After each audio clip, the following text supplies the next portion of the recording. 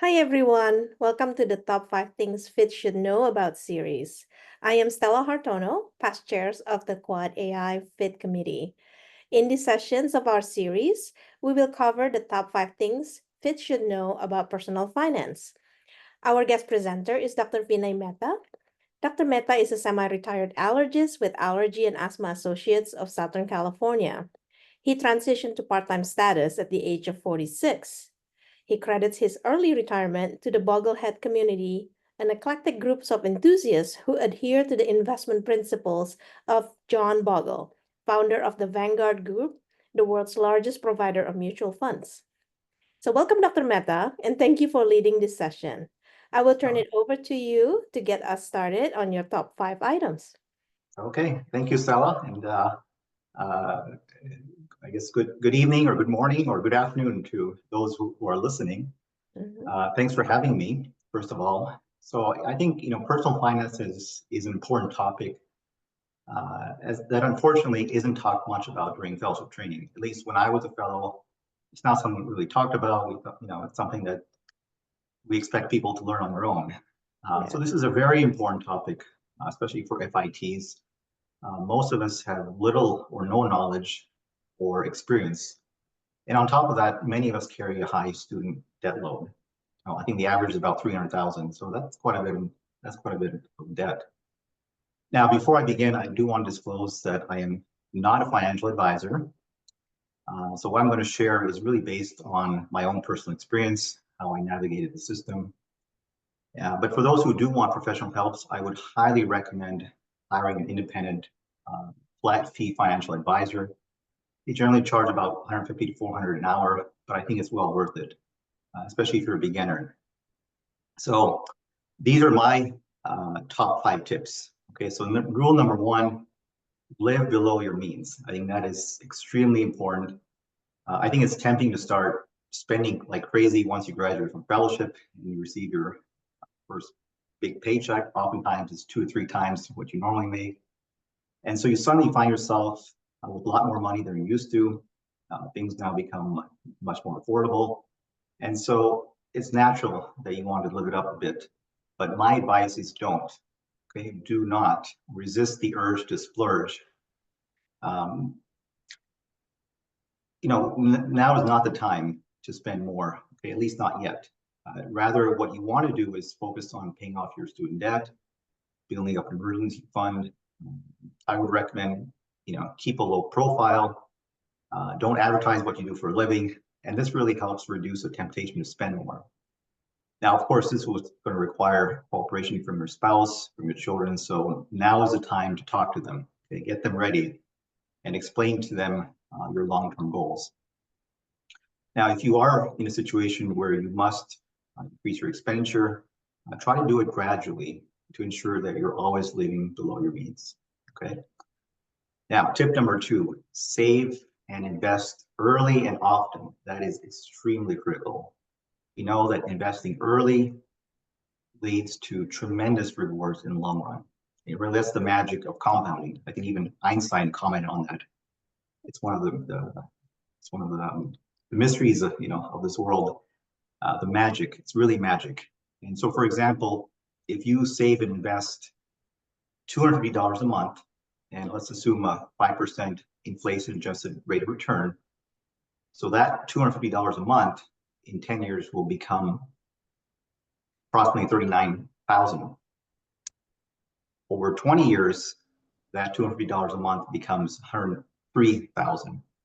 And over 40 years, that becomes 382,000. So that's quite a lot of money. So time is your friend. The more often you invest, and the longer you remain invested, and that's the key, remain invested, greater the reward. Now, for FITs, how do you do that? A lot of us, start late in life. So my advice, and this is what I personally did, live like a fellow, live on a fellow salary for at least 5 years post-graduation, and invest that money, invest that extra savings.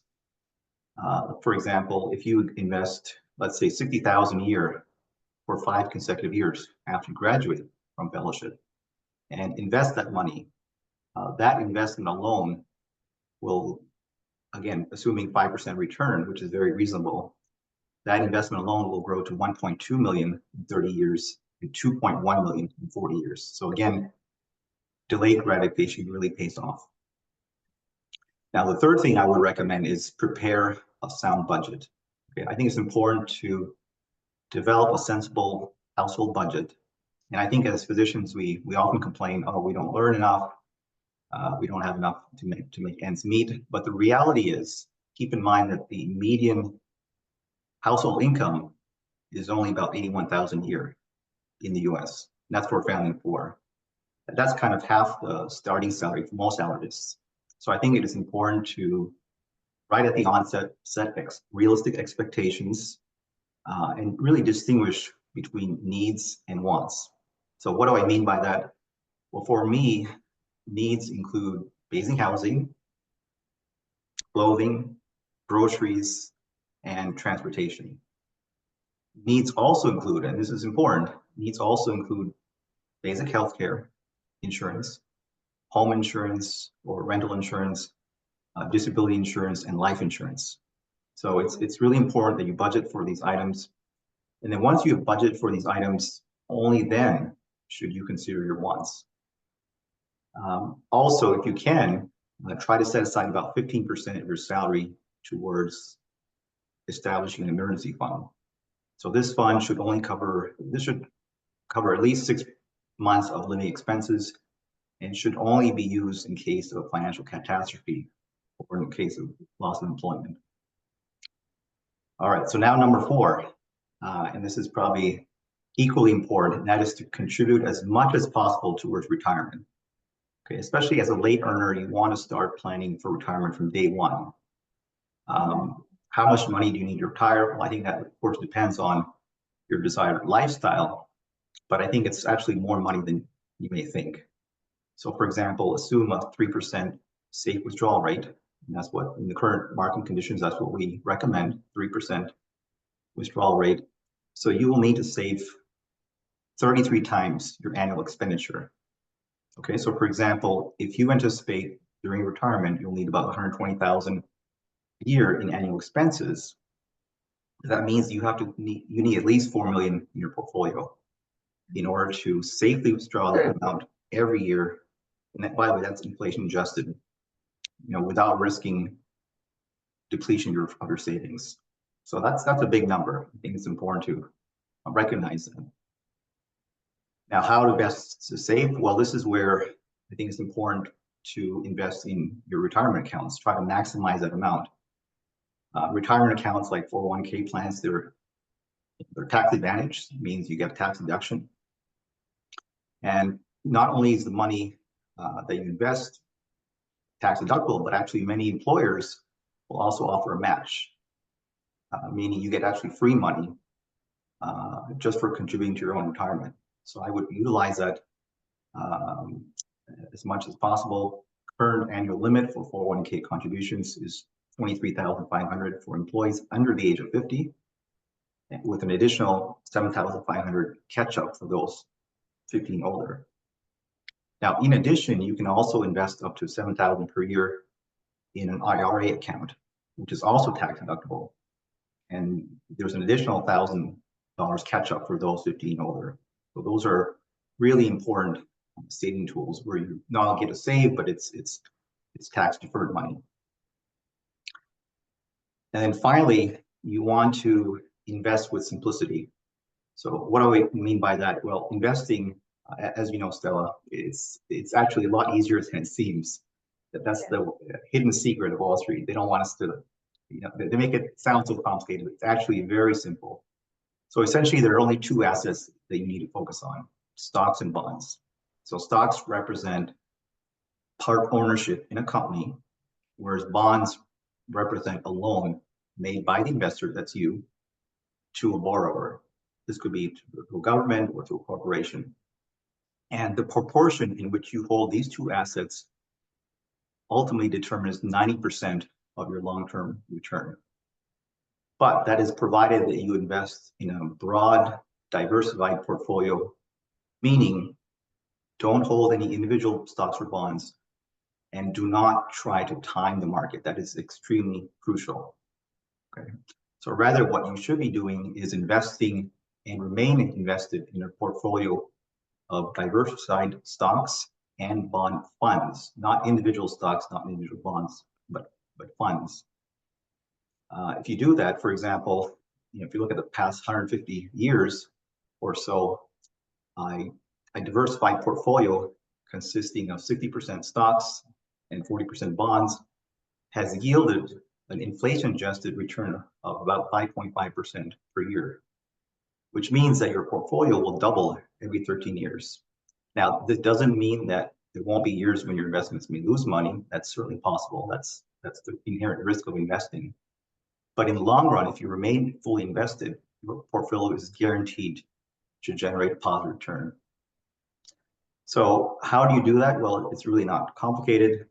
And this is where I really credit the Mogulhead community for helping me set this up. So what you want to do is invest in what are called passive index funds.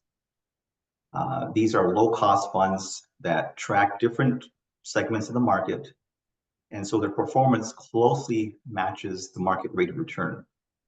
Okay, so you'll get basically the rate of return of the market. Whatever the market generates, you'll get no less or no more.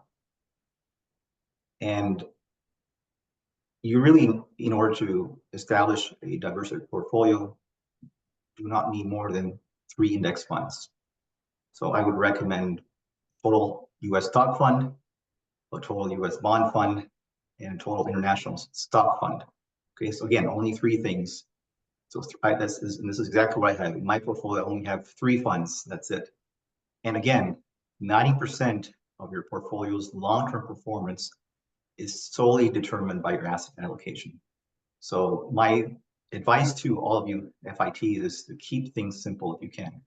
And that's, those of us who are, financial experts, that includes you, Stella.